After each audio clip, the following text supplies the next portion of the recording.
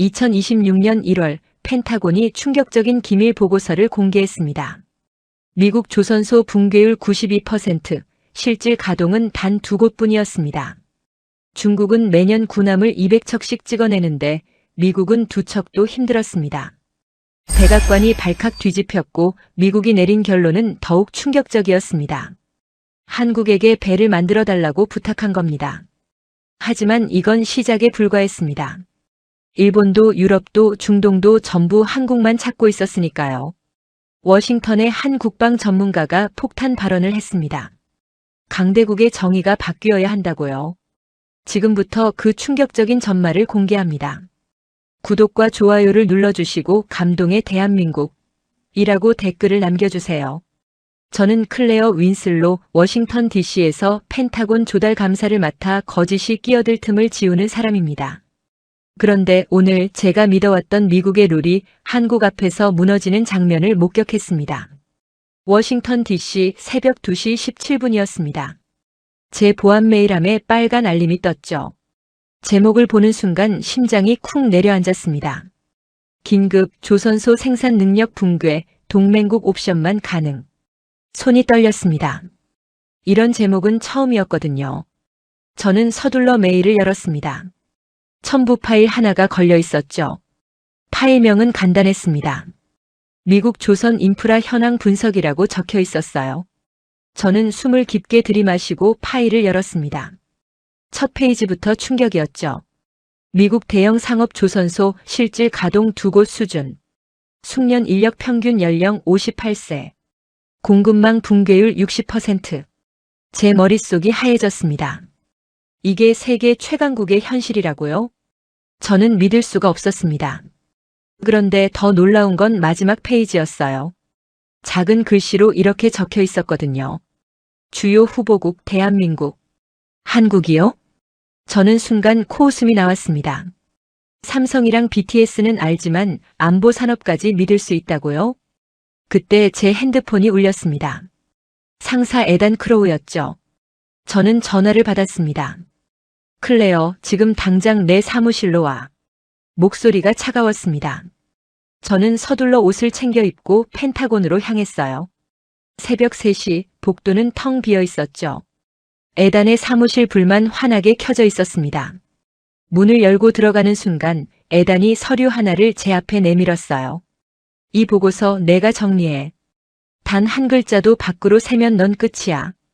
에단의 눈빛이 날카로웠습니다. 저는 서류를 받아들었죠. 표지에는 대한민국 조선 협력 가능성 검토라고 적혀 있었어요. 저는 속으로 생각했습니다. 동맹이라지만 결국 우리가 시키는 대로 할 텐데 뭘. 그런데 에단이 한마디 더 던졌습니다. 클레어, 너 아시아 라인 담당했다가 말아먹은 거 기억하지? 제 가슴이 철렁 내려앉았어요. 이번엔 실수하지 마. 너 같은 애들은 언제든 갈아치울 수 있어. 에단의 말 한마디 한마디가 비수처럼 꽂혔습니다. 저는 아무 말도 못하고 고개만 끄덕였죠. 사무실을 나오는 순간 제 손이 떨리고 있었습니다. 7년 전 그날이 떠올랐거든요. 아시아 조달 프로젝트였습니다. 저는 그때 신입이었어요. 모든 걸 완벽하게 하려고 밤낮으로 일했죠. 그런데 어느 날 계약서에 이상한 점이 발견됐습니다. 브로커 한 명이 계약 금액을 조작해서 돈을 빼돌린 거였어요. 저는 즉시 보고했습니다. 하지만 조직의 반응은 차갑더군요. 아시아 시장은 원래 그래. 내가 경험이 없어서 그래. 결국 책임은 저한테 돌아왔죠. 프로젝트는 중단됐고 저는 징계를 받았습니다. 그때부터였어요.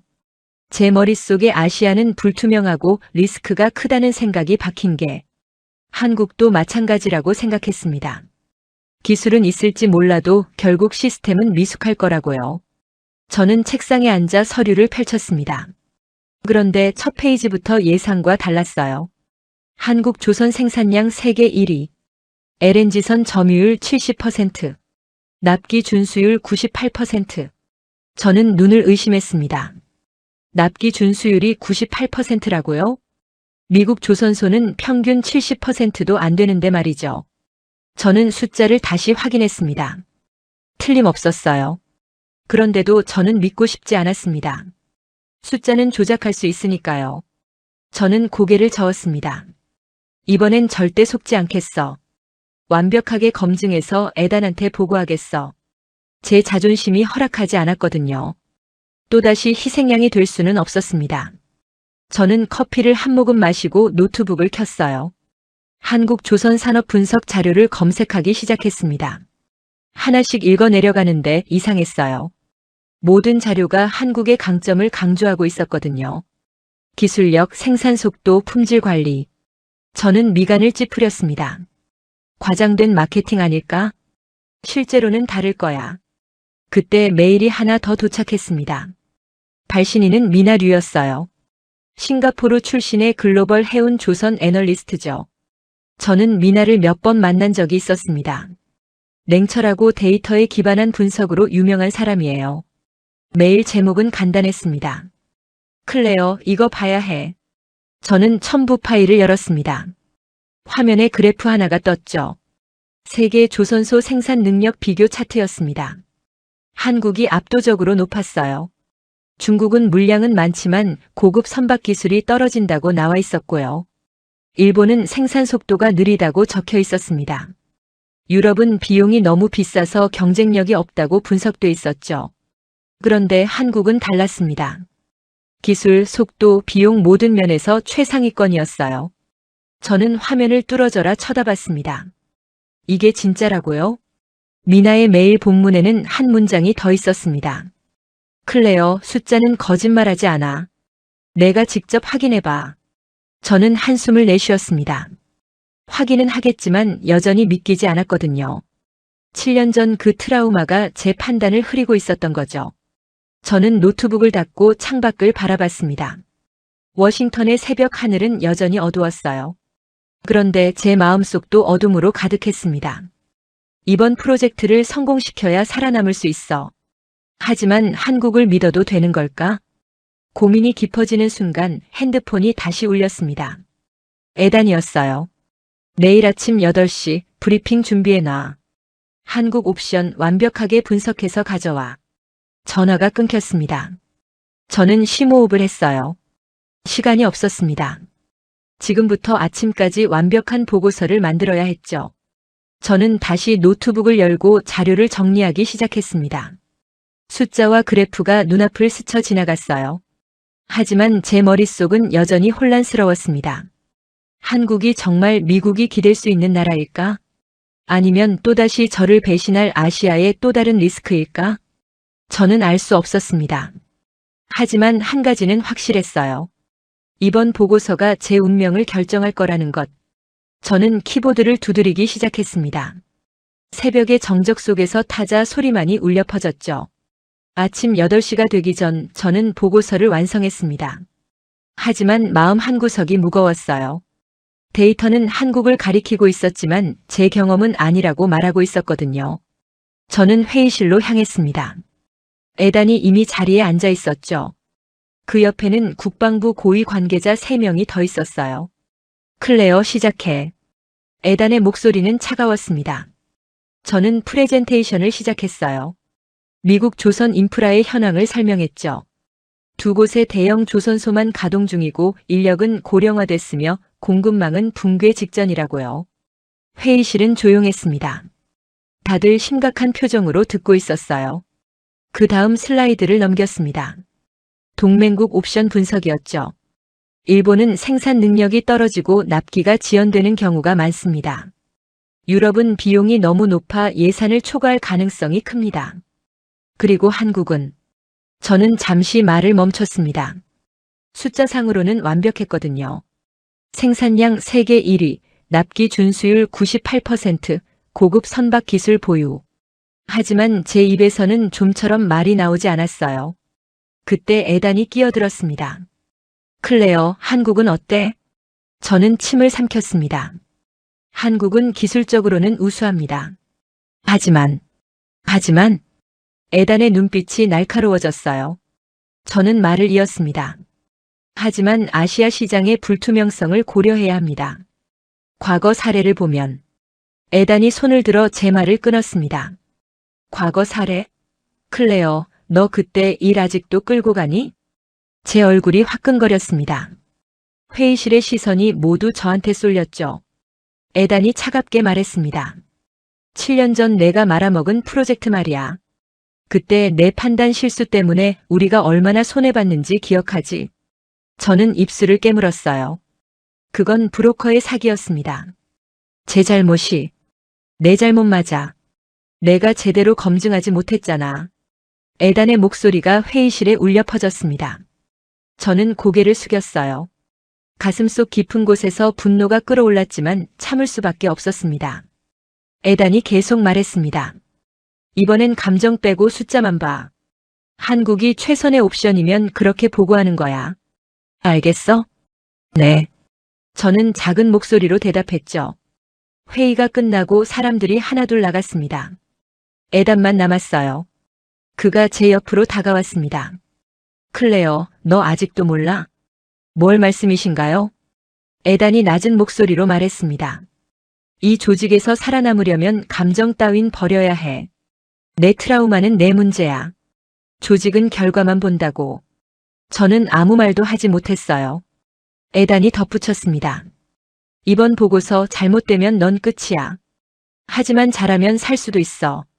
선택은 내가 해. 에단이 나가고 저는 혼자 남았습니다. 회의실은 텅 비었죠. 저는 의자에 주저앉았어요. 손이 떨렸습니다. 제 머릿속에는 7년 전 그날이 생생하게 떠올랐습니다. 그때 저는 29살이었어요. 국방부 조달팀에 갓 들어온 신입이었죠. 첫 프로젝트가 아시아 조달이었습니다. 베트남과 태국에서 장비 부품을 구매하는 계약이었어요. 저는 완벽하게 하고 싶었습니다. 밤낮으로 계약서를 검토했죠.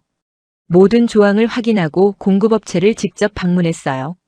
하지만 제가 놓친 게 하나 있었습니다. 중간 브로커였죠. 그 사람은 계약서 금액을 조작했습니다. 실제 가격보다 30% 높게 책정해서 차액을 빼돌린 거였어요. 문제가 터졌을 때 저는 즉시 보고했습니다. 하지만 조직의 반응은 달랐어요. 윗선에서는 이렇게 말했습니다. 아시아 시장은 원래 복잡해. 브로커 끼는 건 흔한 일이야. 클레어가 경험이 없어서 그래. 다음부턴 조심하라고 해. 결국 책임은 저한테 돌아왔죠. 징계위원회가 열렸고 저는 경고 처분을 받았습니다. 프로젝트는 중단됐어요. 그때부터였습니다. 제 머릿속에 아시아는 불투명하고 위험하다는 생각이 뿌리내린 게 한국도 마찬가지라고 생각했어요. 삼성, LG, 현대 같은 대기업은 알지만 결국 시스템은 미숙할 거라고요. 미국처럼 투명하고 체계적이지 않을 거라고 믿었습니다. 저는 고개를 들었어요. 회의실 창밖으로 워싱턴의 빌딩들이 보였습니다. 저는 생각했죠. 이번엔 절대 실수할 수 없어. 완벽하게 검증해야 해. 한국이 정말 믿을 만한 나라인지 확인해야 한다고요. 저는 노트북을 열고 한국 관련 자료를 다시 찾기 시작했습니다. 조선 산업뿐만 아니라 국방 산업, 공급망 시스템까지 샅샅이 뒤졌어요. 그런데 이상한 점을 발견했습니다. 한국은 단순히 배만 만드는 게 아니었어요. LNG선, 컨테이너선, 군함, 잠수함까지 모든 종류의 선박을 생산하고 있었죠. 납기도 정확했습니다. 계약한 날짜에 맞춰 인도하는 비율이 98%라는 게 믿기지 않았어요. 미국 조선소는 평균 70%도 안 되는데 말이죠. 저는 더 깊이 파고들었습니다. 한국 조선소의 품질 관리 시스템을 확인했어요. 국제 인증을 모두 받았고 안전 기준도 최상이었습니다. 심지어 미국 해군이 과거에 한국 조선소에서 정비를 맡긴 사례도 있었죠. 저는 혼란스러웠습니다. 숫자는 명확했어요. 한국이 최선의 옵션이라고 말하고 있었죠.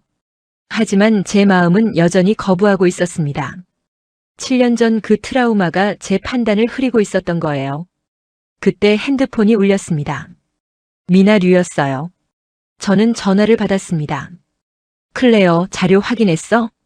네, 봤어요. 미나의 목소리는 차분했습니다. 그럼 이제 알겠지? 한국이 유일한 선택지야. 저는 망설였어요.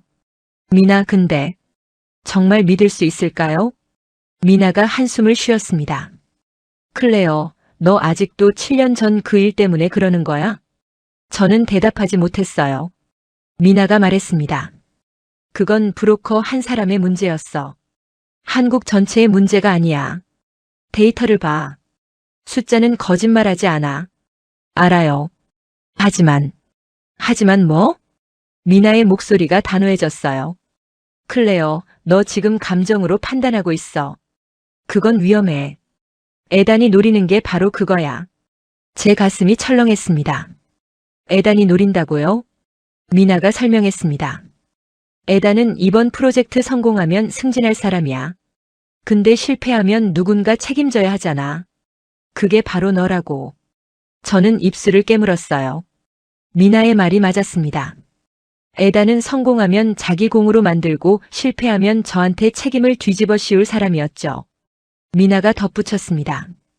클레어, 너 살고 싶으면 진실을 봐. 한국이 답이야. 그걸 증명하는 게 내가 살 길이야. 전화가 끊겼습니다. 저는 핸드폰을 내려놓고 창밖을 바라봤어요. 워싱턴의 하늘은 흐렸습니다. 제 마음도 마찬가지였죠. 저는 결심했습니다. 감정을 버리고 숫자만 보자. 한국이 정말 최선의 옵션인지 냉정하게 판단하자고요. 저는 다시 노트북을 열고 분석을 시작했습니다. 이번엔 편견을 걷어내고 데이터만 봤어요. 한국 조선소의 생산 능력, 납기 준수율, 품질 관리 시스템, 국제 인증, 과거 납품 실적, 모든 것이 완벽했습니다. 저는 한숨을 내쉬었어요. 인정할 수밖에 없었습니다. 한국이 유일한 답이라는 걸. 하지만 여전히 마음 한구석은 불안했어요. 또다시 배신당하는 건 아닐까? 또다시 희생양이 되는 건 아닐까? 저는 고개를 저었습니다. 이번엔 달라. 이번엔 완벽하게 준비해서 에단도 반박 못하게 만들 거야. 저는 보고서를 다시 작성하기 시작했습니다. 한국을 최우선 옵션으로 제시하되 리스크 관리 방안도 함께 넣었어요. 계약 조건, 품질 검증 절차, 납기 모니터링 시스템까지 세세하게 정리했죠. 밤이 깊어갔습니다. 저는 커피를 마시며 계속 작업했어요. 새벽 4시가 되어서야 보고서가 완성됐습니다. 저는 파일을 저장하고 에단에게 메일로 보냈죠. 이제 남은 건 기다리는 것뿐이었습니다. 에단이 어떤 반응을 보일지 저는 알 수 없었어요. 하지만 한 가지는 확실했습니다. 이번 보고서가 제 운명을 결정할 거라는 것. 저는 의자에 기대어 눈을 감았습니다. 마음속 깊은 곳에서 불안과 기대가 뒤섞여 있었죠. 한국이 정말 미국을 구할 수 있을까? 아니면 또다시 실망만 안겨줄까? 저는 알 수 없었습니다. 다만 숫자는 분명했어요. 한국이 답이라고 말하고 있었죠. 다음 날 아침 저는 에단의 회신을 기다렸습니다. 하지만 메일은 오지 않았어요. 오전 10시가 넘어서야 에단이 직접 제 사무실로 찾아왔습니다.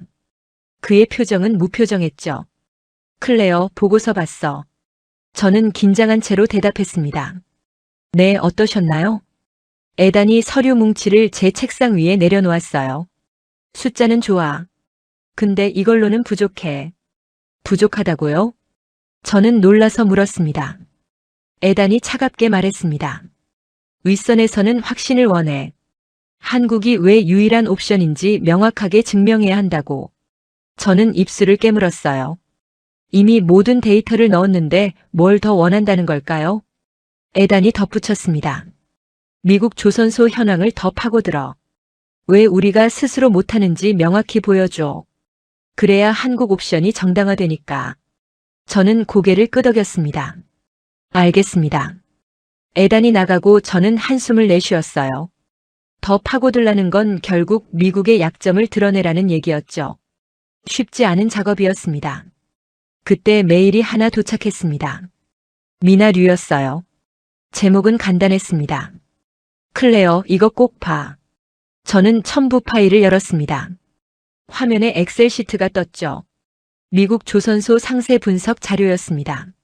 저는 숨을 죽이고 데이터를 읽어내려갔어요. 첫 번째 항목, 조선소 개수.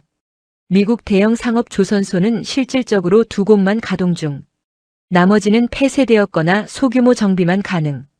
두 번째 항목, 인력 현황. 숙련 용접공 평균 연령 58세. 신규 인력 유입률 연 3% 미만. 10년 내 은퇴 예정 인력 60%. 세 번째 항목 공급망. 핵심 부품 해외 의존도 70%. 국내 생산 중단된 부품 40개 품목 이상. 저는 화면을 뚫어져라 쳐다봤습니다. 이게 세계 최강국의 현실이라고요? 믿기지 않았어요. 하지만 숫자는 명확했습니다. 미국은 스스로 배를 만들 능력을 거의 잃어버린 거였죠. 저는 계속 읽어내려갔습니다. 네 번째 항목 생산 능력. 연간 대형 선박 건조 가능 척수 평균 2척. 한국은 연 100척 이상. 중국은 연 200척 이상. 다섯 번째 항목 납기. 미국 조선소 평균 납기 지연율 30%. 한국 조선소 납기 준수율 98%. 저는 손으로 이마를 짚었습니다. 이건 비교 자체가 안 되는 수준이었어요.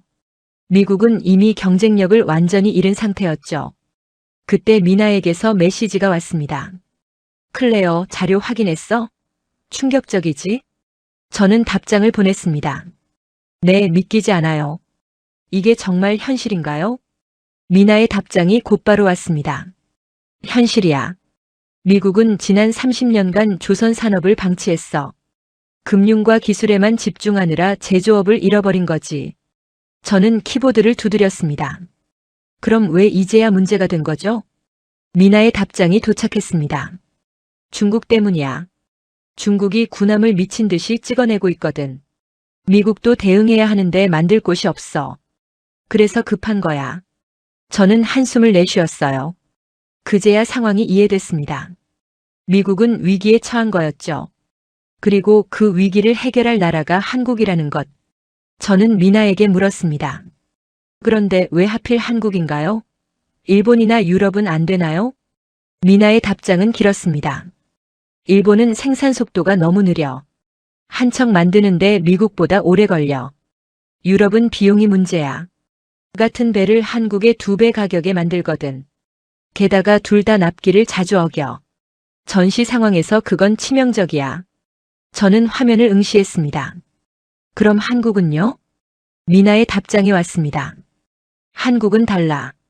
생산 속도, 비용, 품질 모든 면에서 최고야.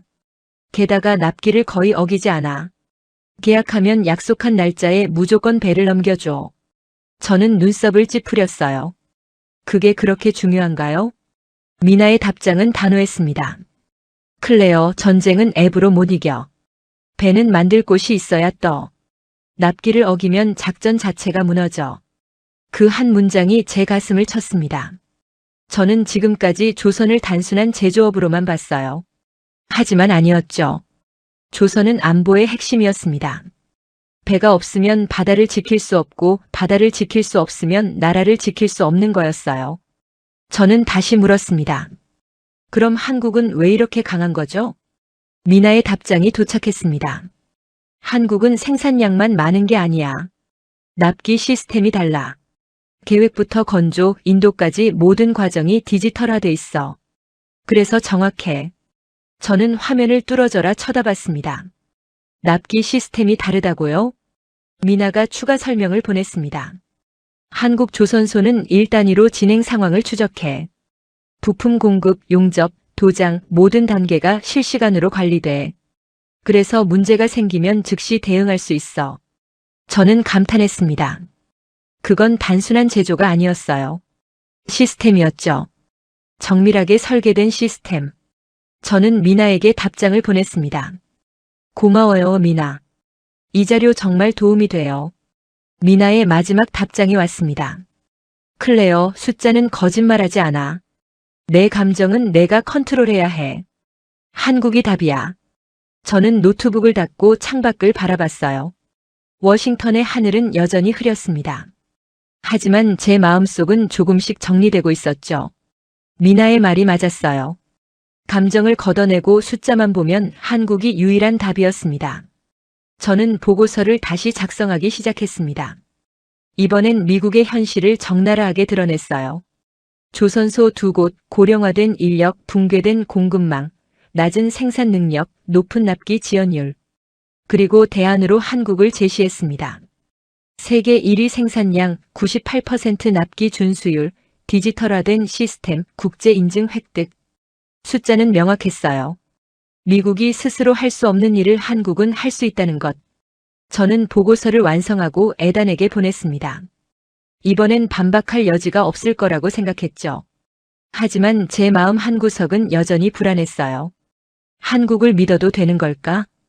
또다시 배신당하는 건 아닐까? 7년 전 그 트라우마가 여전히 저를 괴롭히고 있었습니다. 저는 커피를 한 모금 마시고 창밖을 바라봤어요. 워싱턴의 빌딩들이 회색 하늘 아래 서 있었죠. 저는 생각했습니다. 이번엔 달라야 해. 감정이 아니라 숫자로 판단해야 한다고요. 그때 에단에게서 메일이 왔습니다. 제목은 간단했습니다. 좋아. 내일 브리핑 준비해. 저는 안도의 한숨을 내쉬었어요. 일단 첫 관문은 넘은 것 같았습니다. 하지만 진짜 시험은 이제부터였죠. 한국과의 실제 협상이 시작되면 제 판단이 옳았는지 증명해야 했으니까요. 저는 노트북을 열고 한국 조선 산업에 대해 더 깊이 공부하기 시작했습니다.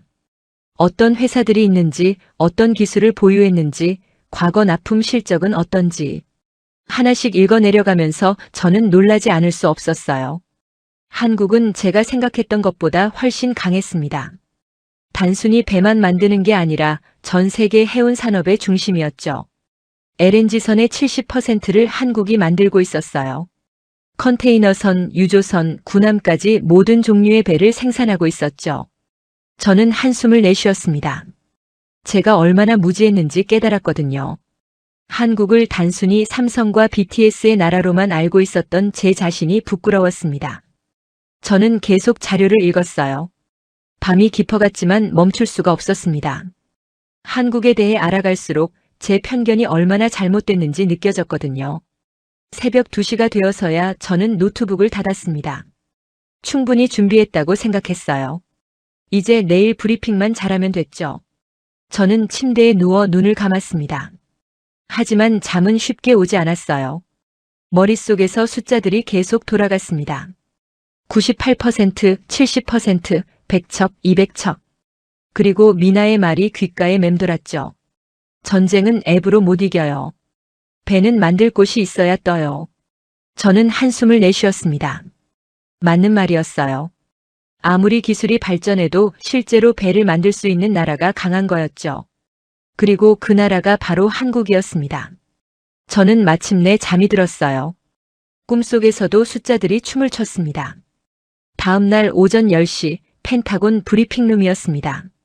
저는 준비한 자료를 들고 회의실에 들어갔어요. 이미 10명 넘는 고위 관계자들이 자리에 앉아 있었죠. 국방부 조달 책임자, 해군 작전 참모, 예산 담당관들. 모두 심각한 표정이었습니다. 에단이 회의를 시작했어요. 오늘은 미국 조선 능력 현황과 대안에 대해 논의하겠습니다.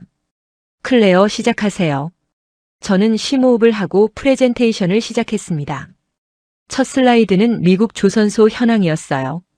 미국 대형 상업 조선소는 현재 실질적으로 2곳만 가동 중입니다. 회의실이 조용해졌죠. 숙련 인력 평균 연령은 58세이며 10년 내 60%가 은퇴 예정입니다. 누군가 한숨을 내쉬는 소리가 들렸어요. 핵심 부품의 70%는 해외 의존 중이며 국내 생산이 중단된 부품은 40개 품목이 넘습니다. 회의실의 분위기가 무거워졌습니다. 저는 다음 슬라이드로 넘어갔어요. 연간 대형 선박 건조 능력은 평균 2척 수준입니다. 한 고위 관계자가 끼어들었습니다. 2척? 그게 전부입니까? 네, 맞습니다. 저는 고개를 끄덕였죠. 중국은 연간 200척 이상을 건조하고 있습니다. 회의실이 술렁였어요. 그리고 한국은 연간 100척 이상입니다. 누군가 휘파람을 불었습니다. 에단이 끼어들었습니다. 그럼 정비는 어떻습니까? 저는 슬라이드를 넘겼어요. 정비는 이미 상당 부분 외부에 맡기고 있습니다. 한국, 일본, 싱가포르 등에서 진행 중입니다. 에단이 고개를 끄덕였습니다. 그렇죠. 정비는 이미 외부에 맡기고 있어요. 문제는 다음이죠. 건조입니다. 회의실의 시선이 모두 에단에게 쏠렸어요. 에단이 계속 말했습니다. 중국이 군함을 미친 듯이 찍어내고 있습니다. 우리도 대응해야 하는데 현실은 이렇습니다. 우리는 배를 만들 곳이 없어요. 침묵이 흘렀습니다. 에단이 저를 쳐다봤어요. 클레어, 대안을 제시해보세요. 저는 슬라이드를 넘겼습니다. 동맹국 옵션 분석이었죠. 일본은 어떻습니까? 제가 먼저 말을 꺼냈습니다. 일본은 기술력은 우수하지만 생산 속도가 느립니다. 한 척 건조에 평균 30개월이 소요됩니다. 한 관계자가 물었습니다. 그럼 유럽은요? 유럽은 비용 문제가 있습니다. 같은 배를 한국의 2배 가격에 만듭니다. 게다가 납기 지연율이 높습니다. 저는 잠시 말을 멈췄어요. 그리고 조심스럽게 말했습니다. 일본이나 유럽이면 되지 않을까요? 그 순간 회의실이 조용해졌습니다. 모두가 저를 쳐다봤죠. 에단이 화면에 새로운 자료를 띄웠어요. 일본과 유럽 조선 생산 지연 자료였습니다. 일본 최근 5년 납기 지연율 45%, 유럽 주요 조선소 납기 지연율 50%, 그리고 마지막 슬라이드에 한 줄이 떴습니다. 가능한 동맹국 대한민국뿐. 저는 숨이 막혔어요. 가슴속 깊은 곳에서 뜨거운 무언가가 차올랐습니다. 자존심이었죠. 작은 나라가 우리가 부탁해야 한다고요? 세계 최강국 미국이 한국에 손을 벌려야 한다고요? 저는 믿을 수가 없었습니다. 하지만 숫자는 명확했어요. 한국 조선소 납기 준수율 98%, 연간 생산 능력 100척 이상, LNG선 세계 점유율 70%, 고급 선박 기술 세계 최고 수준. 저는 입술을 깨물었습니다. 인정하고 싶지 않았지만 인정할 수밖에 없었어요. 한 관계자가 물었습니다. 그럼 한국과 협상을 시작해야 한다는 겁니까? 에단이 고개를 끄덕였습니다. 네, 다른 선택지가 없습니다. 회의실이 술렁였어요. 누군가 불만스러운 목소리로 말했습니다. 한국이 우리 요구를 들어줄까요? 그쪽도 조건을 내걸 텐데요. 에단이 저를 쳐다봤습니다. 클레어, 한국 측 입장은 어떻습니까? 저는 자료를 넘겼어요.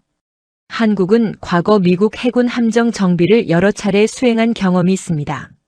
신뢰도는 높은 편입니다. 그럼 건조도 쉽게 받아들이겠네요? 한 관계자가 물었죠. 저는 잠시 망설였습니다. 솔직히 말하면 저도 확신이 없었거든요.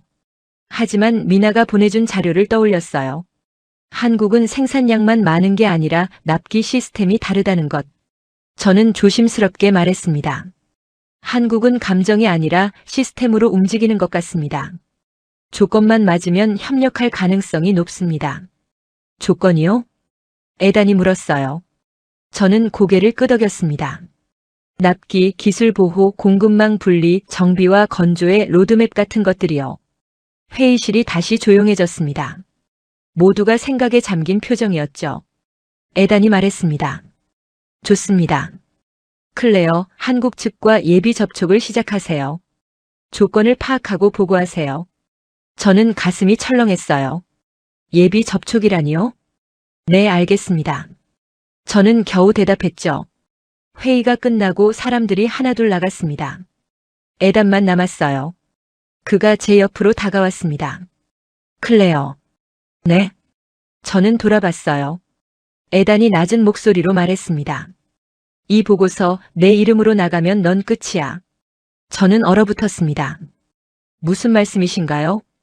에단이 차갑게 웃었습니다. 한국 협상이 잘 되면 내 공이야.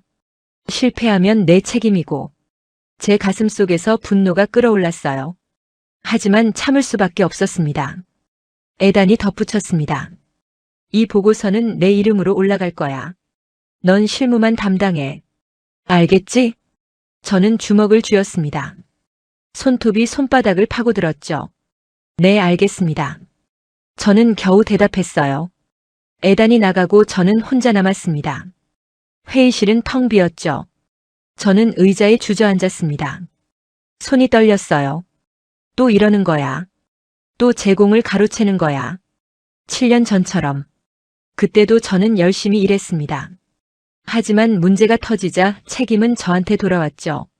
공은 윗사람이 가져가고 실패는 저한테 뒤집어 씌우고 저는 고개를 떨궜어요. 눈물이 날 것 같았습니다. 하지만 울 수는 없었어요. 여기는 펜타곤이었으니까요. 약한 모습을 보이면 끝이었습니다. 저는 심호흡을 했어요. 진정하자, 클레어. 지금은 감정에 휘둘릴 때가 아니야. 일단 한국과 접촉해서 조건을 파악하자. 그리고 완벽하게 협상을 성공시키자. 그러면 에단도 저를 함부로 못할 거야. 저는 노트북을 열고 한국 측 연락처를 찾기 시작했습니다. 미나가 보내준 자료에 한국조선방산 복합 프로젝트 총괄의 이름이 있었어요. 강태훈, 46세 남성. 한국조선산업과 방산산업을 동시에 관리하는 프로젝트 매니저였죠. 저는 메일을 작성하기 시작했습니다. 강태훈 씨께. 저는 미국 국방부 조달 감사관 클레어 윈슬로입니다. 미국과 한국 간 조선 협력 가능성에 대해 논의하고 싶습니다. 예비 회의 일정을 잡을 수 있을까요? 저는 메일을 보냈어요. 그리고 답장을 기다렸습니다. 1시간 후 답장이 왔습니다. 짧고 간결했어요. 윈슬로 감사관님, 예비 회의 가능합니다. 다음 주 화요일 오전 10시 화상회의로 진행하겠습니다. 강태훈. 저는 화면을 쳐다봤습니다. 감정이 전혀 느껴지지 않는 메일이었어요. 딱 업무적이었죠. 저는 답장을 보냈습니다. 감사합니다. 다음 주 화요일 오전 10시에 뵙겠습니다. 저는 노트북을 닫고 창밖을 바라봤어요. 워싱턴의 하늘은 여전히 흐렸습니다. 저는 생각했습니다. 한국이 정말 협력할까? 아니면 조건을 내걸며 미국을 압박할까? 저는 알 수 없었어요. 하지만 한 가지는 확실했습니다. 이번 협상이 제 운명을 결정할 거라는 것. 성공하면 에단의 소나기에서 벗어날 수 있을지도 몰라요. 실패하면 또다시 희생양이 될 거고요. 저는 주먹을 쥐었습니다. 절대 실패할 수 없어. 이번엔 완벽하게 해내겠어. 저는 한국에 대해 더 공부하기 시작했습니다. 강태훈이라는 사람이 어떤 사람인지, 한국 조선 산업이 어떻게 돌아가는지, 과거 미국과의 협력 사례는 어땠는지, 하나씩 읽어내려가면서 저는 놀라지 않을 수 없었어요. 한국은 제가 생각했던 것보다 훨씬 체계적이었습니다. 감정이 아니라 시스템으로 움직이는 나라였죠. 저는 한숨을 내쉬었습니다. 이게 바로 미나가 말했던 거구나. 한국은 생산량만 많은 게 아니라 납기 시스템이 다르다는 것. 저는 계속 자료를 읽었어요. 밤이 깊어갔지만 멈출 수가 없었습니다. 다음 주 화요일까지 완벽하게 준비해야 했으니까요. 새벽 3시가 되어서야 저는 노트북을 닫았습니다. 이제 준비는 끝났어요. 남은 건 실전뿐이었죠. 저는 침대에 누워 눈을 감았습니다. 하지만 잠은 쉽게 오지 않았어요. 머릿속에서 에단의 말이 계속 맴돌았습니다. 이 보고서 내 이름으로 나가면 넌 끝이야. 저는 이를 악물었습니다. 절대 지지 않을 거야. 이번엔 제가 이기겠어. 진실로. 다음 주 화요일 오전 10시 저는 화상회의를 준비했습니다. 노트북 앞에 앉아 카메라를 켰어요. 화면에 한국 측 참석자들이 하나씩 접속하기 시작했죠. 강태훈이 제일 먼저 나타났습니다. 40대 중반으로 보이는 남성이었어요. 짧은 머리, 안경, 무표정한 얼굴. 감정이 전혀 읽히지 않았죠. 그 옆으로 2명이 더 접속했습니다. 기술팀과 법무팀이라고 소개했어요. 저는 심호흡을 하고 인사를 건넸습니다. 안녕하세요, 강태훈 씨. 저는 클레어 윈슬로입니다. 강태훈이 고개를 끄덕였습니다. 네, 윈슬로 감사관님. 시작하시죠. 목소리는 차분했어요. 하지만 따뜻함은 전혀 느껴지지 않았죠. 저는 준비한 자료를 화면에 띄웠습니다. 미국 조선 현황과 협력 필요성을 설명했어요. 강태훈은 아무 말 없이 듣고 있었습니다. 표정 변화도 없었죠. 저는 조금 불안해지기 시작했어요. 보통은 이 정도 설명하면 관심을 보이거나 질문을 하는데 강태훈은 그냥 듣기만 했거든요. 저는 설명을 마무리했습니다. 그래서 한국과 협력하고 싶습니다. 조선 건조 분야에서요. 강태훈이 처음으로 입을 열었습니다. 알겠습니다. 그럼 조건을 논의하시죠. 저는 잠시 당황했어요. 조건이요? 네. 협력 조건입니다. 강태훈의 목소리는 여전히 차분했습니다. 저는 예상과 달랐습니다. 보통 미국이 요청하면 동맹국들은 네 하겠습니다 라고 대답하는 경우가 많았거든요. 하지만 강태훈은 달랐어요. 조건부터 물었습니다. 저는 메모를 확인하며 말했습니다. 조건이라면 납기와 품질 관리 정도를 생각하고 있습니다. 강태훈이 고개를 저었습니다. 그것만으로는 부족합니다. 저는 눈썹을 찌푸렸어요. 부족하다고요? 강태훈이 화면에 문서를 띄웠습니다. 협력 조건 체크리스트였죠. 첫째, 납기입니다. 언제까지 몇 척이 필요한지 명확히 해주세요. 둘째, 기술 보호입니다. 우리 기술이 제3국으로 유출되지 않도록 보장해주세요. 셋째, 공급망 분리입니다. 중국 부품 의존도를 낮춰야 합니다. 넷째, 정비와 건조의 로드맵입니다. 단계적으로 어떻게 진행할지 계획이 필요합니다. 저는 화면을 뚫어져라 쳐다봤습니다. 이건 요청이 아니었어요. 요구사항이었죠. 저는 속으로 생각했습니다. 뭐야, 이 사람? 우리가 도움을 요청하는 건데 왜 조건을 내거는 거지? 하지만 입 밖으로는 다른 말이 나왔습니다. 알겠습니다. 검토해 보겠습니다. 강태훈이 덧붙였습니다. 그리고 한 가지 더 명확히 하고 싶은 게 있습니다. 뭔가요? 저는 물었어요.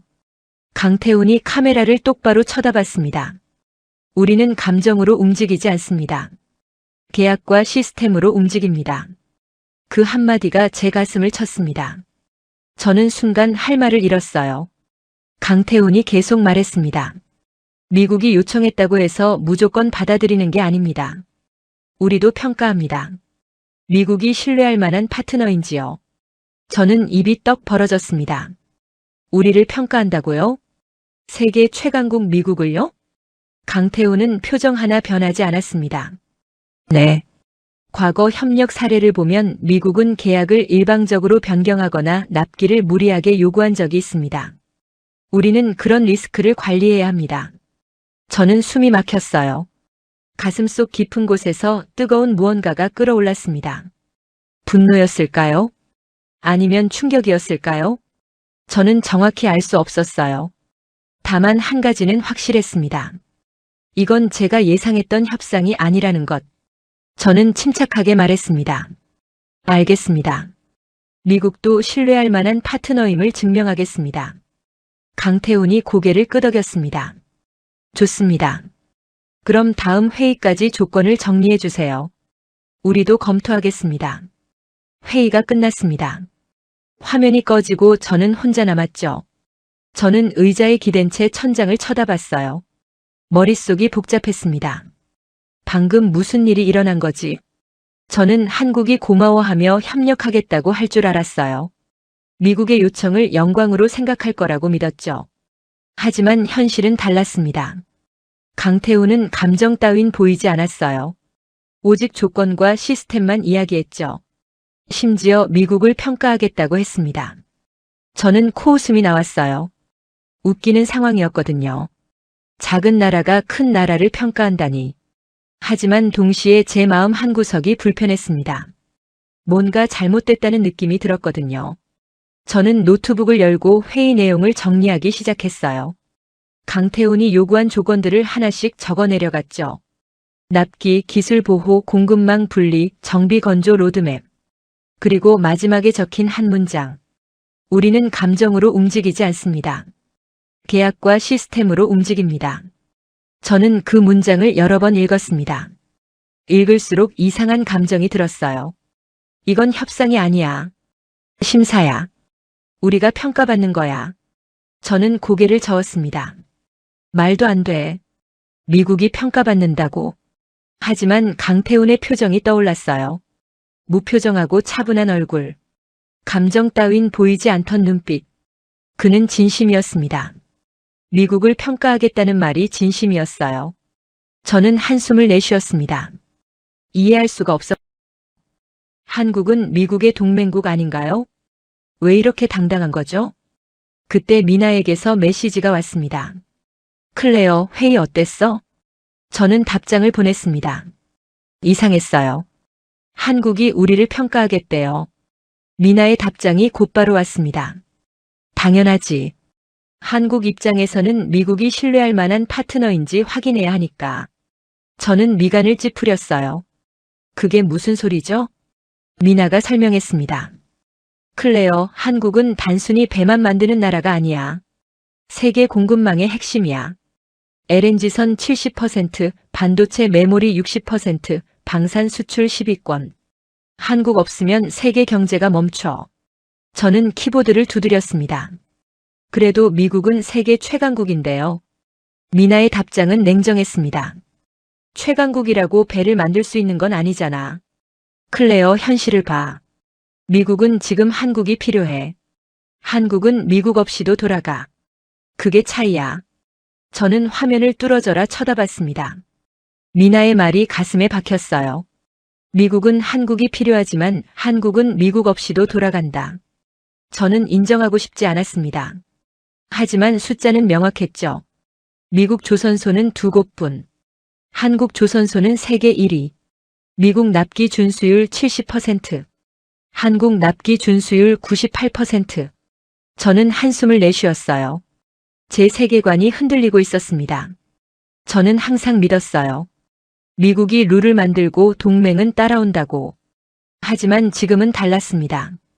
한국은 따라오지 않았어요. 오히려 조건을 내걸었죠. 저는 노트북을 닫고 창밖을 바라봤습니다. 워싱턴의 하늘은 맑았어요. 하지만 제 마음은 흐렸습니다. 저는 생각했죠. 한국이 정말 이렇게 강한 나라였나? 아니면 제가 너무 무지했던 걸까? 저는 다시 자료를 찾기 시작했습니다. 한국의 조선 산업, 반도체 산업, 방산 산업. 하나씩 읽어내려가면서 저는 놀라지 않을 수 없었어요. 한국은 제가 생각했던 것과 완전히 달랐습니다. 단순히 미국의 보호를 받는 작은 나라가 아니었어요. 세계 경제의 핵심 고리였죠. LNG선 없이는 에너지 운송이 불가능했습니다. 반도체 없이는 전자기기 생산이 멈췄어요. 방산 장비 없이는 동맹국들이 방어 체계를 유지할 수 없었죠. 저는 한숨을 내쉬었습니다. 한국은 작은 나라가 아니었어요. 작지만 강한 나라였습니다. 아니, 작다는 표현조차 맞지 않았죠. 영토는 작을지 몰라도 영향력은 컸으니까요. 저는 생각했습니다. 강대국의 정의가 뭘까? 영토가 넓은 나라? 인구가 많은 나라? 군사력이 강한 나라? 아니었습니다. 진짜 강대국은 없으면 멈추는 나라였어요. 대체 불가능한 나라. 그게 바로 한국이었습니다. 저는 깨달았습니다. 제가 얼마나 오만했는지. 한국을 얕봤던 제 자신이 부끄러워졌어요. 저는 다시 강태훈의 말을 떠올렸습니다. 우리는 감정으로 움직이지 않습니다. 계약과 시스템으로 움직입니다. 그 말이 이제야 이해됐어요. 한국은 감정에 휘둘리지 않았습니다. 미국이 요청했다고 해서 무조건 따르지 않았죠. 오직 조건과 시스템만 봤어요. 그게 바로 한국의 강점이었습니다. 저는 키보드를 두드리기 시작했습니다. 강태훈이 요구한 조건들을 하나씩 검토했어요. 납기, 기술 보호, 공급망 분리, 정비 건조 로드맵. 모두 합리적인 요구였습니다. 오히려 미국이 준비해야 할 것들이었죠. 저는 보고서를 작성하기 시작했습니다. 에단에게 제출할 보고서였어요. 한국의 조건을 상세히 정리했습니다. 그리고 마지막에 한 문장을 추가했죠. 한국은 단순한 동맹국이 아니라 필수 파트너입니다. 저는 파일을 저장하고 에단에게 보냈습니다. 이제 에단의 반응을 기다릴 차례였어요. 저는 창밖을 바라봤습니다. 워싱턴의 저녁 하늘은 붉게 물들고 있었죠. 저는 생각했습니다. 한국과의 협상이 성공할 수 있을까? 미국이 한국의 조건을 받아들일까? 저는 알 수 없었어요. 하지만 한 가지는 확실했습니다. 한국은 협상 테이블에서 절대 약자가 아니라는 것. 오히려 우위에 서 있었죠. 그게 바로 대체 불가능한 나라의 힘이었습니다. 다음 날 아침 에단에게서 회신이 왔습니다. 회의실로 오라는 간단한 메시지였어요. 저는 자료를 챙겨 회의실로 향했습니다. 에단이 이미 앉아 있었죠. 그런데 이번엔 혼자가 아니었어요. 국무부 관계자 2명이 함께 있었습니다. 저는 긴장한 채로 자리에 앉았어요. 에단이 입을 열었습니다. 클레어, 한국 협상건 봤어요. 조건이 까다롭네요. 네, 그렇습니다. 저는 고개를 끄덕였죠. 국무부 관계자 1명이 끼어들었습니다. 그런데 왜 한국만 이렇게 조건을 내거는 겁니까? 다른 나라들은 어떤가요? 저는 준비한 자료를 펼쳤습니다. 사실 한국만 그런 게 아닙니다. 에단이 눈썹을 치켜 올렸어요. 무슨 뜻이죠? 저는 화면에 새로운 자료를 띄웠습니다. 세계 각국의 한국 의존도 분석이었어요. 일본부터 보겠습니다.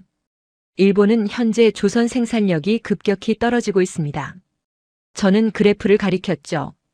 일본 조선소는 지난 10년간 생산량이 40% 감소했습니다. 숙련 인력이 은퇴하고 신규 인력이 충원되지 않았기 때문입니다. 그럼 일본은 어떻게 하나요? 국무부 관계자가 물었어요. 저는 다음 슬라이드를 넘겼습니다. 한국에 의존하고 있습니다. 핵심 부품의 30%를 한국에서 수입하고 고급 기술은 한국과 협력하고 있습니다. 회의실이 조용해졌습니다. 저는 계속 설명했어요. 일본은 지금 딜레마에 빠져 있습니다. 한국 없이는 조선 산업을 유지할 수 없지만 한국과 경쟁도 해야 하거든요. 에단이 물었습니다. 그럼 중국은요? 저는 슬라이드를 넘겼습니다. 중국은 더 복잡합니다. 화면에 중국 산업 구조 그래프가 떴죠. 중국은 물량은 많지만 고급 기술이 부족합니다. 특히 LNG선이나 군함 같은 고급 선박은 한국 기술에 의존하고 있어요. 저는 잠시 말을 멈췄습니다. 그리고 가장 중요한 건 중국이 한국을 함부로 대하지 못한다는 겁니다. 왜죠? 국무부 관계자가 물었어요. 저는 대답했습니다. 중국도 한국 부품에 의존하고 있거든요. 반도체, 디스플레이, 화학 소재. 한국을 건드리면 중국 산업도 타격을 받습니다. 회의실이 술렁였어요. 게다가 대만 변수도 있습니다. 만약 중국이 대만을 공격하면 한국과 일본이 어떻게 반응할지 모릅니다. 그래서 중국도 한국을 함부로 못 건드려요. 에단이 고개를 끄덕였습니다. 흥미롭네요. 그럼 유럽은요? 저는 슬라이드를 넘겼습니다. 유럽은 전쟁 때문에 난리입니다. 화면에 우크라이나 전쟁 이후 유럽 방산 현황이 떴죠. 유럽은 우크라이나의 탄약과 장비를 지원하느라 자국 비축분이 바닥났습니다. 그런데 유럽 방산 업체들은 생산 속도가 느려요. 얼마나 느린가요? 한 관계자가 물었어요. 저는 대답했습니다. 한국의 3분의 1 수준입니다. 같은 장비를 만드는데 한국은 석 달, 유럽은 9달 걸립니다. 회의실이 조용해졌어요. 그래서 유럽도 한국을 찾고 있습니다. 빠르게 납품할 수 있는 나라는 한국뿐이니까요. 에단이 물었습니다. 중동은요? 저는 슬라이드를 넘겼습니다. 중동은 좀 다릅니다. 화면에 중동과 한국의 협력 역사가 떴죠. 중동은 한국을 50년 넘게 신뢰해왔습니다. 건설, 플랜트, 방산까지 모든 분야에서 협력했어요.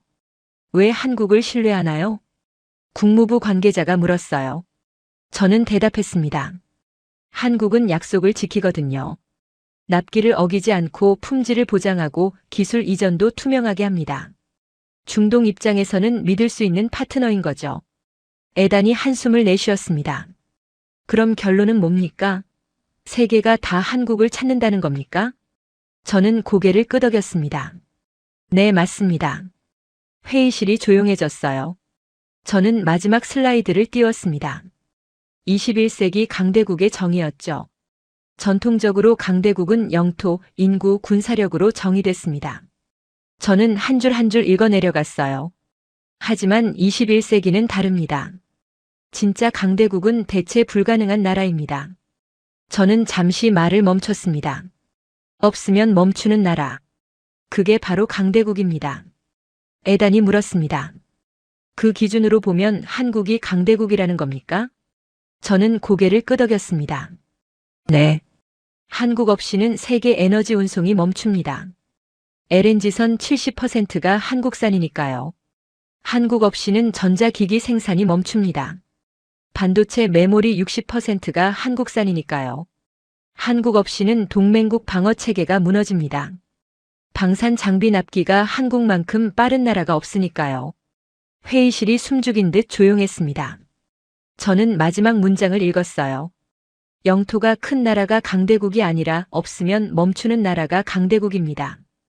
그 순간 제 가슴속 깊은 곳에서 무언가가 무너졌습니다. 제가 믿어왔던 세계관이었어요. 미국이 룰을 만들고 동맹은 따라온다는 생각. 큰 나라가 작은 나라를 보호한다는 믿음. 모두 틀렸습니다. 세계는 이미 변했어요. 한국은 보호받는 나라가 아니라 보호하는 나라였습니다.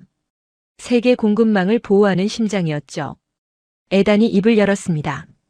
클레어, 당신 말은 한국이 우리보다 위에 있다는 건가요? 저는 조심스럽게 대답했습니다. 위아래의 문제가 아닙니다. 필요의 문제입니다. 미국은 지금 한국이 필요합니다. 배를 만들 곳이 없으니까요. 국무부 관계자가 끼어들었습니다. 그럼 우리가 한국 조건을 받아들여야 한다는 겁니까? 저는 고개를 끄덕였습니다. 네. 다른 선택지가 없습니다. 회의실이 다시 조용해졌어요. 에단이 한숨을 내쉬었습니다. 알겠습니다. 보고서 정리해서 윗선에 올리겠습니다. 회의가 끝나고 저는 사무실로 돌아왔습니다. 책상에 앉아 창밖을 바라봤어요. 워싱턴의 하늘은 맑았습니다. 하지만 제 마음은 복잡했죠. 저는 생각했습니다. 한국이 이렇게 강한 나라였구나. 제가 얼마나 무지했는지 깨달았어요. 7년 전 그 트라우마 때문에 한국을 얕봤던 제 자신이 부끄러웠습니다. 그때 미나에게서 메시지가 왔습니다. 클레어, 회의 어땠어? 저는 답장을 보냈습니다. 충격적이었어요. 세계가 다 한국을 찾고 있더라고요. 미나의 답장이 곧바로 왔습니다. 당연하지. 한국은 대체 불가능한 나라니까. 21세기 강대국이야. 저는 키보드를 두드렸습니다. 강대국의 정의가 바뀐 것 같아요. 영토가 아니라 대체 불가능성이네요. 미나가 답장을 보냈습니다. 맞아. 그리고 한국은 그걸 정확히 알고 있어. 그래서 감정이 아니라 시스템으로 움직이는 거야. 저는 화면을 쳐다봤습니다. 미나의 말이 맞았어요. 한국은 자기 가치를 정확히 알고 있었습니다. 그래서 조건을 내걸 수 있었던 거죠. 저는 노트북을 닫고 창밖을 바라봤습니다. 워싱턴의 빌딩들이 저녁 햇살을 받아 빛나고 있었어요. 저는 생각했습니다. 미국은 여전히 강대국이지만 모든 것을 혼자 할 수는 없어. 한국 같은 필수 파트너가 필요해. 그리고 한국은 그걸 알고 있어. 그게 바로 21세기의 현실이었습니다. 저는 한숨을 내쉬었어요. 제 세계관이 완전히 바뀌고 있었습니다. 한국은 작은 나라가 아니었어요. 작지만 강한 나라. 아니, 작다는 표현조차 맞지 않았죠. 대체 불가능한 나라였으니까요. 저는 키보드를 두드리기 시작했습니다. 보고서를 작성해야 했어요. 윗선에 올릴 최종 보고서였죠. 한국의 중요성을 명확히 정리했습니다. 세계가 한국을 찾는 이유. 한국이 대체 불가능한 이유. 그리고 미국이 한국과 협력해야 하는 이유. 모든 것을 숫자와 데이터로 증명했어요. 감정은 빼고 오직 사실만 담았습니다. 보고서를 완성하고 저는 파일을 저장했습니다. 이제 에단에게 보낼 차례였어요. 저는 마우스를 멈춘 채 생각했습니다. 이 보고서가 에단 이름으로 올라갈 거야. 제공은 또 가로채질 거고. 하지만 이번엔 달랐습니다. 저는 화가 나지 않았어요. 오히려 담담했죠. 중요한 건 진실이 전달되는 거니까요. 한국의 가치가 인정받는 거니까요. 저는 메일을 보냈습니다. 에단에게. 그리고 노트북을 닫았어요. 창밖을 바라보며 저는 혼잣말을 했습니다. 한국 정말 대단한 나라네요. 일주일 후 펜타곤 대회의실에 고위 간부들이 모였습니다. 국방장관, 합참의장, 국무부 차관까지. 한국 협력권을 최종 결정하는 자리였어요. 저는 회의실 구석에 앉아 있었습니다. 발표자는 에단이었죠. 에단이 단상에 섰습니다. 오늘 미국 조선 능력 회복과 한국 협력 방안에 대해 보고드리겠습니다. 저는 화면을 쳐다봤어요. 제가 만든 슬라이드였습니다. 제가 밤새워 정리한 데이터였죠. 하지만 발표자는 에단이었어요. 에단이 설명하기 시작했습니다. 미국 조선 인프라는 사실상 붕괴 상태입니다. 제 분석이었습니다. 한국은 세계 조선 1위이며 납기 준수율 98%를 자랑합니다. 제 자료였어요. 세계 각국이 한국에 의존하고 있으며 한국은 대체 불가능한 국가입니다. 제 결론이었습니다. 저는 주먹을 쥐었어요. 손톱이 손바닥을 파고들었죠. 에단은 마치 자기가 분석한 것처럼 발표하고 있었습니다. 제 이름은 단 한 번도 언급되지 않았어요. 발표가 끝나고 국방장관이 물었습니다. 좋은 분석입니다. 에단, 당신이 직접 한 겁니까? 에단이 고개를 끄덕였습니다. 네, 제가 팀을 이끌어 분석했습니다. 저는 입술을 깨물었어요. 거짓말이었습니다. 에단은 단 한 줄도 쓰지 않았어요. 모든 게 제 작업이었죠. 국방장관이 말했습니다. 그럼 한국과 협상을 진행하시오. 에단, 당신이 책임지시오. 에단이 대답했습니다. 알겠습니다. 회의가 끝나고 사람들이 하나씩 나갔습니다. 에단이 제 옆으로 다가왔어요. 클레어, 잘했어. 덕분에 내가 좋은 평가받았어. 저는 에단을 쳐다봤습니다. 이건 제 작업이었습니다. 에단이 웃었습니다. 작업? 넌 그냥 실무자야. 실무자는 일만 하면 돼. 공은 내가 받는 거고. 저는 분노가 끓어올랐어요. 하지만 참았습니다. 에단이 덧붙였습니다. 그리고 한 가지 더. 만약 한국 협상이 잘못되면 책임은 내 거야. 제 얼굴이 굳었습니다. 무슨 말씀이신가요? 에단이 차갑게 말했습니다. 넌 한국 라인 담당이잖아. 협상이 꼬이면 내가 한국을 자극했다고 보고할 거야. 저는 숨이 막혔어요. 또 이러는 거였습니다. 7년 전처럼. 성공하면 에단 공, 실패하면 제 책임. 에단이 나가고 저는 혼자 남았습니다. 회의실은 텅 비었죠. 저는 의자에 주저앉았어요. 손이 떨렸습니다. 가슴속 깊은 곳에서 무언가가 터져 나오려고 했죠. 분노였을까요? 슬픔이었을까요? 저는 정확히 알 수 없었어요. 다만 한 가지는 확실했습니다. 이번엔 참을 수 없다는 것. 저는 고개를 들었어요. 눈물이 날 것 같았지만 참았습니다. 대신 다짐했죠. 또 희생양? 이번엔 아니야. 이번엔 진실로 맞서겠어. 저는 노트북을 열었습니다. 제가 작성한 모든 자료를 확인했어요. 원본 파일, 이메일 기록, 작업시간 로그. 모든 증거가 있었습니다. 이 보고서가 제 작업이라는 증거가요. 저는 파일을 정리하기 시작했습니다. 핵심 자료를 따로 모았어요. 한국 없으면 미국 계획 60% 불가. 한국의 납기, 품질, 시스템이 유일한 대안. 모든 것을 명확히 정리했죠. 그리고 한 가지 더 추가했습니다. 에단의 거짓말 증거였어요. 에단이 보고서를 받은 날짜와 시간. 제가 작업한 날짜와 시간. 모든 로그가 남아 있었습니다. 저는 파일을 저장하고 책상 서랍에 넣었어요. 필요할 때 꺼낼 준비를 마쳤죠. 그때 핸드폰이 울렸습니다. 강태훈이었어요. 저는 전화를 받았습니다. 여보세요, 강태훈 씨. 강태훈의 목소리는 차분했습니다.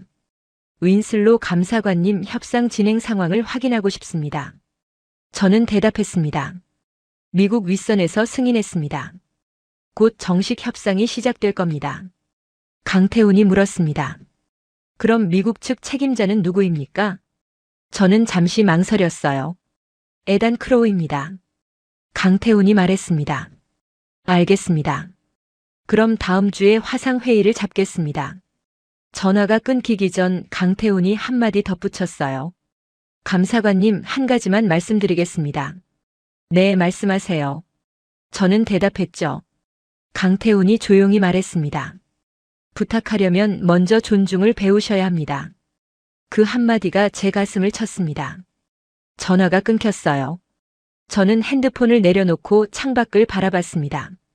강태훈의 말이 귓가에 맴돌았죠. 부탁하려면 먼저 존중을 배우셔야 합니다. 저는 깨달았습니다. 미국은 한국을 존중하지 않았어요.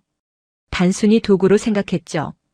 필요할 때 쓰고 버릴 수 있는 동맹으로만 봤습니다. 하지만 한국은 달랐어요. 존중을 요구했습니다. 대등한 파트너로 대우받기를 원했죠. 그게 바로 한국의 품격이었습니다. 저는 생각했습니다. 에단이 한국과 협상하면 어떻게 될까? 에단은 한국을 존중하지 않을 거예요. 오만하게 굴 거고 조건을 일방적으로 밀어붙일 겁니다. 그러면 협상은 결렬될 거예요. 그리고 책임은 저한테 돌아올 거고요. 저는 이를 악물었습니다. 절대 안 돼. 이번엔 제가 나서야 해. 저는 결심했습니다.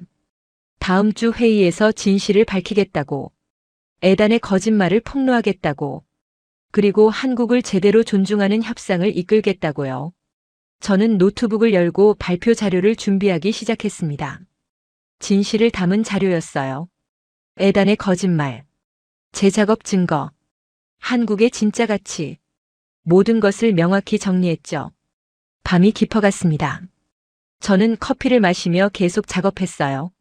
새벽 4시가 되어서야 자료가 완성됐습니다. 저는 파일을 저장하고 의자에 기댔어요. 준비는 끝났습니다. 이제 남은 건 용기뿐이었죠. 에단에게 맞서는 용기, 진실을 말하는 용기. 저는 창밖을 바라봤습니다. 워싱턴의 새벽 하늘은 어두웠어요. 하지만 곧 해가 뜰 거라는 걸 알았습니다. 제 마음도 마찬가지였죠. 지금은 어둡지만 곧 빛이 올 거예요. 진실의 빛이. 저는 눈을 감고 심호흡을 했습니다. 다음 주 회의가 제 운명을 결정할 겁니다. 에단을 이기느냐 지느냐, 진실이 승리하느냐 거짓이 승리하느냐. 저는 알 수 없었어요. 하지만 한 가지는 확실했습니다. 이번엔 싸우겠다는 것. 끝까지. 저는 노트북을 닫고 일어섰습니다. 집으로 가서 쉬어야 했어요. 다음 주를 위해 체력을 비축해야 했죠. 하지만 발걸음이 떨어지지 않았습니다. 저는 회의실 창가에 서서 워싱턴을 내려다봤어요. 이 도시에서 저는 7년을 살았습니다. 7년 동안 에단 같은 사람들에게 짓밟혔죠. 하지만 이번엔 달라질 겁니다. 저는 다짐했어요. 진실은 언젠가 드러난다고. 거짓은 오래가지 못한다고. 저는 회의실을 나왔습니다. 복도는 텅 비어 있었죠. 제 발소리만 울려 퍼졌습니다. 저는 엘리베이터를 타고 1층으로 내려갔어요.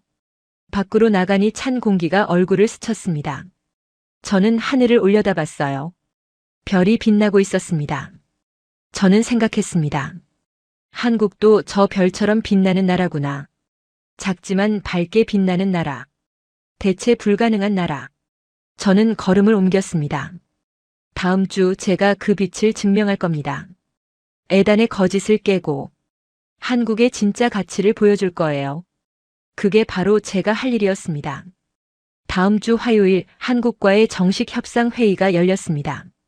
저는 일찍 회의실에 도착했어요. 준비한 자료를 확인하고 또 확인했죠. 에단이 들어왔습니다. 클레어, 오늘은 내가 주도할 거야. 넌 옆에서 보조만 해. 네. 저는 짧게 대답했어요. 하지만 마음속으로는 다른 계획을 세우고 있었습니다. 회의 시간이 되자 화면에 한국 측이 접속했습니다. 강태훈과 그의 팀이었어요. 에단이 회의를 시작했습니다. 안녕하십니까, 강태훈 씨. 저는 에단 크로우입니다. 오늘 협상을 주도하겠습니다. 강태훈이 고개를 끄덕였습니다. 네, 시작하시죠. 에단이 말했습니다. 한국이 미국에 협력해주면 우리가 좋은 조건을 제시하겠습니다. 그 순간 강태훈의 표정이 굳었습니다. 크로우 씨, 협력은 상호적인 겁니다. 일방적인 게 아니에요. 에단이 당황한 표정을 지었어요. 물론이죠. 하지만 미국이 요청하는 만큼 한국도 협조해야 하지 않겠습니까? 강태훈이 차갑게 말했습니다. 협조가 아니라 협상입니다. 우리는 조건을 검토하고 결정할 겁니다. 에단의 얼굴이 붉어졌어요. 한국이 미국 요청을 거부한다는 겁니까? 강태훈이 고개를 저었습니다. 거부가 아니라 평가입니다. 미국이 신뢰할 만한 파트너인지 평가하는 거죠. 에단이 화를 냈습니다. 평가? 우리가 세계 최강국인데요. 강태훈이 조용히 말했습니다. 최강국이라고 배를 만들 수 있는 건 아니지 않습니까? 크로우 씨, 부탁하려면 먼저 존중을 배우셔야 합니다. 그 순간 회의실이 얼어붙었습니다. 에단은 입을 다물었어요. 강태훈의 말 한마디가 모든 것을 정리했죠. 저는 더 이상 참을 수 없었습니다. 저는 자리에서 일어났어요. 잠깐만요. 모두가 저를 쳐다봤습니다. 에단이 화난 얼굴로 물었습니다. 클레어, 뭐 하는 거야? 저는 심호흡을 하고 말했습니다. 제가 설명하겠습니다. 강태훈 씨, 죄송합니다. 에단 씨는 이 프로젝트의 실무를 정확히 파악하지 못하고 있습니다. 에단이 소리쳤습니다. 클레어. 저는 무시하고 계속 말했어요. 이 보고서는 제가 작성했습니다. 에단 씨가 아니라 저입니다. 회의실이 조용해졌습니다. 저는 화면에 제 자료를 띄웠어요. 작업 로그, 이메일 기록, 원본 파일. 모든 증거가 거기 있었습니다. 이 보고서는 한국의 진짜 가치를 담고 있습니다. 한국은 단순한 동맹국이 아니라 필수 파트너입니다. 저는 한 줄 한 줄 설명했어요. 한국 없이는 미국 계획의 60%가 불가능합니다. 한국의 납기 시스템, 품질 관리 기술력이 세계 최고 수준입니다. 그리고 가장 중요한 건 한국은 대체 불가능하다는 겁니다. 에단이 끼어들려 했지만 저는 막았습니다. 에단 씨, 이제 진실을 말할 때입니다. 당신은 이 보고서를 한 줄도 쓰지 않았습니다. 제공을 가로챘죠. 에단의 얼굴이 창백해졌어요. 저는 계속 말했습니다. 그리고 협상이 잘못되면 저한테 책임을 뒤집어 씌우려 했습니다. 7년 전처럼요. 회의실이 술렁였습니다. 국방부 고위 관계자들이 웅성거렸죠. 저는 강태훈을 쳐다봤습니다. 강태훈 씨, 죄송합니다. 미국이 한국을 제대로 존중하지 못했습니다. 하지만 저는 알고 있습니다. 한국이 얼마나 중요한 나라인지요. 강태훈이 처음으로 미소를 지었습니다. 감사합니다, 윈슬로 감사관님. 진실을 말씀해 주셔서요. 저는 고개를 숙였어요. 회의가 끝나고 에단이 저를 노려봤습니다. 클레어, 넌 끝이야. 저는 차분하게 대답했습니다. 아니요, 에단. 당신이 끝입니다. 진실은 언젠가 드러나니까요. 에단이 회의실을 나갔습니다. 저는 혼자 남았어요. 하지만 두렵지 않았습니다. 오히려 후련했죠. 드디어 진실을 말했으니까요. 며칠 후 국방부에서 조사가 시작됐습니다. 에단의 거짓말이 밝혀졌어요. 그는 징계를 받고 보직에서 해임됐죠. 저는 한국 협상 책임자로 임명됐습니다. 처음으로 제 능력을 인정받은 거예요. 저는 다시 강태훈과 회의를 가졌습니다. 이번엔 존중을 바탕으로 한 협상이었어요. 강태훈이 말했습니다. 윈슬로 감사관님, 이제 진짜 협상을 시작할 수 있겠네요.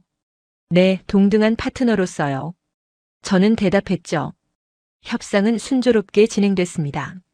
미국은 한국의 조건을 받아들였어요. 납기, 기술 보호, 공급망 분리 모든 것을 존중했죠. 한국도 협력하기로 했습니다. 하지만 일방적인 협력이 아니라 상호 협력이었어요. 몇 주 후 공식 브리핑이 열렸습니다. 저는 단상에 섰어요. 국방장관과 고위 간부들 앞에서요. 저는 보고서를 발표했습니다. 21세기 강대국의 정의는 바뀌었습니다. 저는 한 줄 한 줄 읽어 내려갔어요. 영토, 인구, 군사력이 전부가 아닙니다. 진짜 강대국은 대체 불가능한 나라입니다. 없으면 멈추는 나라. 그게 바로 강대국입니다. 그리고 한국은 그런 나라입니다. 회의실이 조용했어요. 모두가 집중해서 듣고 있었죠. 저는 마지막 문장을 읽었습니다. 미국은 여전히 강대국입니다. 하지만 모든 것을 혼자 할 수는 없습니다. 한국 같은 필수 파트너가 필요합니다.